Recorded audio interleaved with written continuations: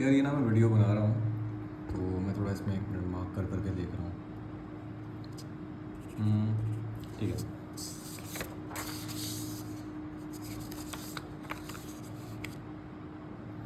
हाँ तो पहला जो क्वेश्चन है ना, ये कौन सा, ये स्क्वायर लूप वाला क्वेश्चन है, PQRS वाला। ठीक है। ये कितना करंट है इसके अंदर, ये स्क्वायर लूप है।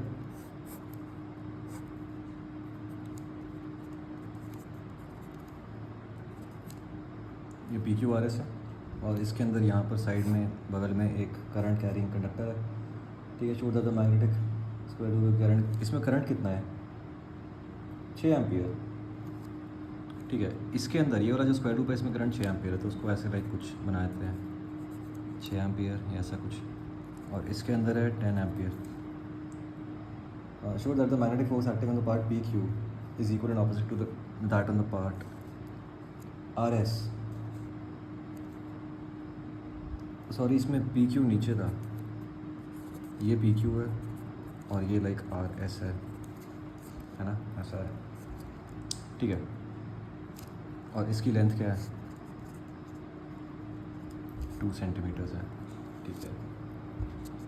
अब यहाँ से ये वाला रूल लगाएंगे हम, तो अपने को पता लगेगा कि इस पे जो मैग्नेटिक फील्ड है PQ पे, वो तो अंदर ही जा रही है और मैग्नेटिक फील्ड अंदर जा रही है, तो उसको मैं ऐसे कर दूँगा, ऐसे। मतलब ये मान लीजिए ये इनसाइड द पेज है और करंट ऐसे चला सकते हैं ना इसके अंदर, करंट तो कोई भी डायरेक्शन दे सकते हैं। तो यहाँ पर फोर्स के लिए ये फॉर्मूला लगाऊंगा ना मैं, I L×P। ठीक है।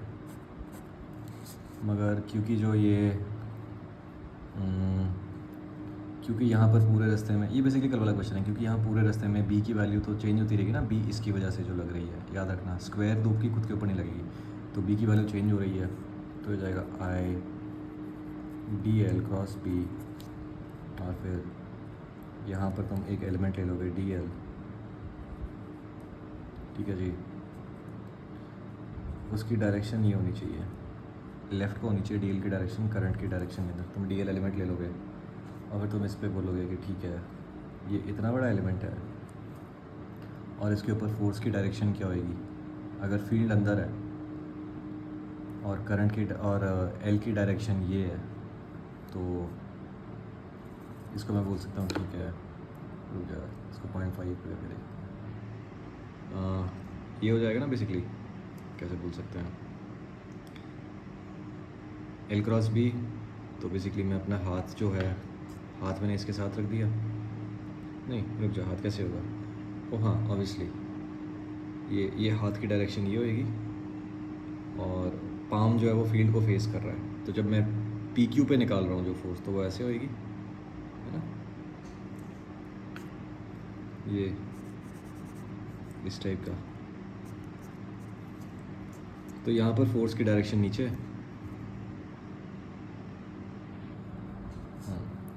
फोर्स की डायरेक्शन नीचे को है, और ये जो फोर्स होएगी ये क्या होएगी, DF इज़ इक्वल टू, इसमें जो करंट है इनटू DL की वैल्यू ले लेते हैं DX, और B की वैल्यू कितनी है, मैं मान लो यहाँ से X मेजर कर रहा हूँ, तो लाइक ये ऐसे, ये X है और B की वैल्यू है μ0 I इसका होगा, करंट इसका होगा। ठीक है, नहीं सॉरी, ये वाला जो I है, हाँ ये तो इसकी वजह से होगा ना, तो μ0 I, इसको I0 बोल लेते हैं, I0 μ0 I/2πx। ये इस पॉइंट पे मैग्नेटिक फील्ड है, ये छोटी सी लेंथ है, यहाँ पर जो dx है और dl की वैल्यू ये है, तो ये हो जाएगा। और इसको फर्दर किससे मल्टीप्लाई करेगा, ये L है बेसिकली, ये DL है, ये I है, I इसको बोल देते हैं जो इसके अंदर करंट फ्लो कर रहा है ना, ये जो BIL होता है ना, इसमें I होता है जो कंडक्टर के अंदर करंट फ्लो कर रहा है, L है कंडक्टर की लेंथ, और B है जो ऑब्वियसली जो उसके ऊपर एक्सटर्नल मैग्नेटिक फील्ड लग रही है। तो फिर ये जो बी आई एल वाली टर्म है वो सारी ऐसी बन जाएगी। आई, ये वाला आई कंडक्टर का जो करंट है, एल की जगह डी एक्स, और बी इसकी वजह से जो यहाँ पर मैग्नेटिक फील्ड लग रही है इतने छोटे से पैच में। और मैं सिंपली बी आई एल क्यों नहीं ले रहा, क्योंकि यहाँ मैग्नेटिक फील्ड वेरी कर रही है, ये हमने कल भी डिस्कस किया था। तो ये हो जाएगा mu not I not into I over 2 पाई और x और फिर ये dx। इसको इंटीग्रेट कर देंगे, इसको इंटीग्रेट कर देंगे टोटल फोर्स के लिए। और क्योंकि जैसे जैसे मैं आगे जाऊंगा मैग्नेटिक फील्ड कम होती रहेगी, यहाँ से यहाँ मैग्नेटिक फील्ड कम होती रहेगी तो कंडक्टर पे फोर्स घटती रहेगी। तो इसका याद है ये डायग्राम बन रहा था, ये आज भी वाइट बोर्ड के ऊपर बना हुआ था। ये इसकी फोर्स ऐसे वेरी करेगी, लॉग फंक्शन बन जाएगा।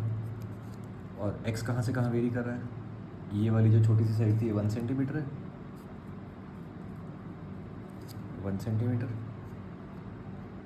तो इसको मैं बोल दूँ a, और जो ये जो लंबा वाला साइड है इसको मैं बोल देता हूँ कुछ l। तो ये a से l तक जा रही है। तो हो जाएगा mu naught into I divided by 2 पाई, और dx बाई एक्स क्या हो जाएगा, log ऑफ x।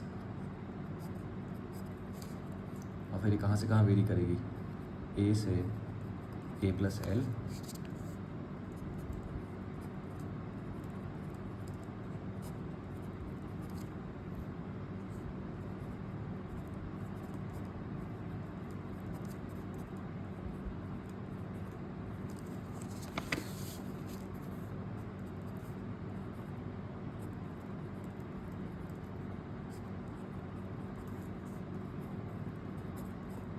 जब माइनस और होते हो लॉग तो उसको हम डिवाइड भी लिख सकते हैं ना,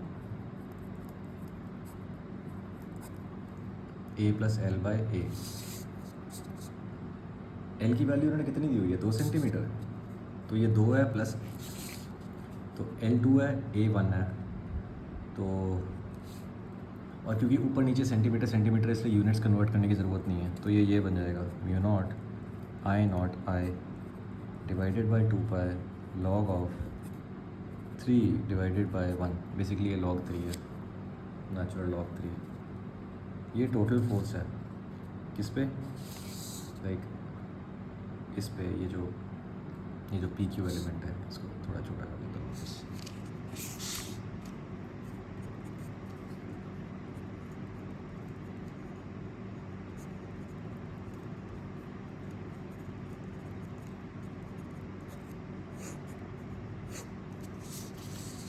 अब इसमें ये भी है कि ये जो ऊपर वाला एलिमेंट है इसके ऊपर ऑब्वियसली जो फोर्स है, इसको ध्यान से देख, करंट ऐसे जा रहा है तो ऑब्वियसली डी एक्स एलिमेंट की जो लेंथ है वो इस साइड है। तो ये है डी एक्स। एक छोटा सा एलिमेंट उठा लेते हैं। छोटा सा एलिमेंट क्यों उठाया हमने, क्योंकि अलग अलग एलिमेंट्स पे अलग अलग फोर्स लग रही है। तो ये ऑब्वियसली डी एक्स है, ये वाली जो लेंथ है, और मैग्नेटिक फील्ड यहाँ भी अंदर को जा रही है।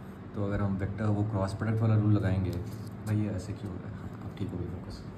अगर अब इसके अंदर क्रॉस प्रोडक्ट वाला मैं इसमें रूल लगाता हूँ तो फिर इस पर जो फोर्स लगेगी वो काइंड ऑफ ऊपर को लगेगी।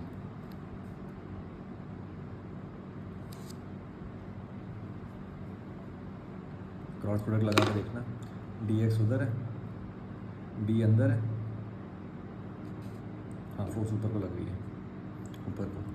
और जैसे जैसे मैं दूर जाऊंगा फोर्स की जो स्ट्रेंथ है वो कम होती रहेगी।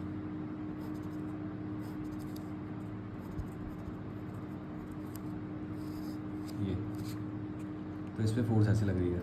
अच्छा, ये जो साइड वाले एलिमेंट्स हैं इनके ऊपर फोर्स की डायरेक्शन क्या होगी, जैसे ये वाला जो एलिमेंट है इस पर मैग्नेटिक फील्ड अंदर है और पूरे एलिमेंट के ऊपर मैग्नेटिक फील्ड यूनिफॉर्म है। तो इसमें हम सिंपली BIL कर सकते हैं, क्योंकि हर जगह V कांस्टेंट है, हर जगह V कांस्टेंट है।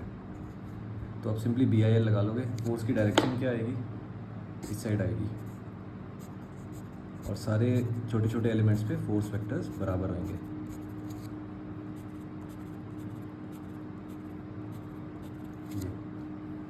और मैं क्यों बोल रहा हूँ यहाँ पर सिंपली BIL कर सकते हैं, क्योंकि देखो एक छोटा सा एलिमेंट यहाँ से उठा लेते हैं, ये एलिमेंट उठा लिया, इसके ऊपर फोर्स क्या लग रही है, आई डी एल क्रॉस भी लगाते हैं ना, डी एल को ले लेते हैं डी एक्स, डी एल नीचे वाली डायरेक्शन में होगा, मतलब डी एक्स नीचे वाली डायरेक्शन में होगा, और मैग्नेटिक फील्ड कितनी होगी, mu not I over 2 pi x, क्योंकि इनफाइनाइट कंडक्टर की वजह से।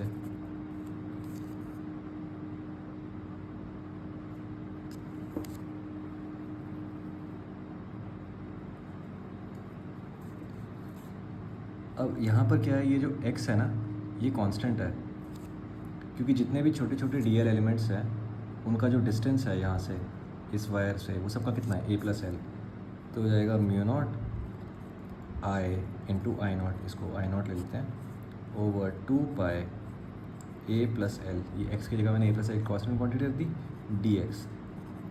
और जब मैं इस पूरे कंडक्टर के ऊपर फोर्स लगा रहा हूँ तो मैं डी एफ को इंटीग्रेट करूँगा ना, ये वाली टर्म को इंटीग्रेट करूँगा, और जैसे ही मैं इसको इंटीग्रेट करूँगा अचानक से ये सारे कांस्टेंट्स बाहर आ जाएंगे, अंदर क्या रहेगा, integral of D L, integral of D x का इंटीग्रल क्या होता है, ये पूरी लेंथ। तो इंटीग्रेट तो करने की ज़रूरत ही नहीं पड़ रही, अगर मैं सिंपली यहाँ पर BIL यूज़ कर लेता, magnetic field due to straight conductor, current जो इस कंडक्टर में फ्लो कर रहा है इनटू L, तो भी सेम आंसर आता। दिस इज़ ओनली पॉसिबल जब पूरे कंडक्टर पे मैग्नेटिक फील्ड यूनिफॉर्म है, ठीक है। तो इस वाले कंडक्टर पे फील्ड उस डायरेक्शन में है, इस वाले कंडक्टर पे फील्ड उस डायरेक्शन के अंदर है, तो ये तो वैसे ही कट गई।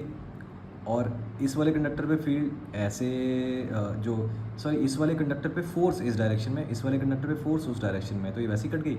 और ऊपर नीचे वाले एलिमेंट्स की भी जो फोर्सेज है वो कट जाएंगी, मगर उनकी जो स्ट्रेंथ है ना, वो ऐसे जाएगी, अलग अलग एलिमेंट्स के ऊपर अलग अलग फोर्स लग रही है, तो ये वो फोर्स जो है, फोर्स वेक्टर्स ऐसे वेरी हो रहे हैं। और अगर टोटल फोर्स निकालनी है ऊपर वाले और नीचे वाले कंडक्टर्स, ऊपर वाले और नीचे वाले एलिमेंट्स पे, तो वो ऐसे इंटीग्रेट करके निकल आती है। एंड में ये एक्सप्रेशन बनता है, नीचे के लिए भी ये होगा, ऊपर के लिए इसकी डायरेक्शन अपोजिट होएगी। वैल्यूज उसमें डाल के देखते हैं।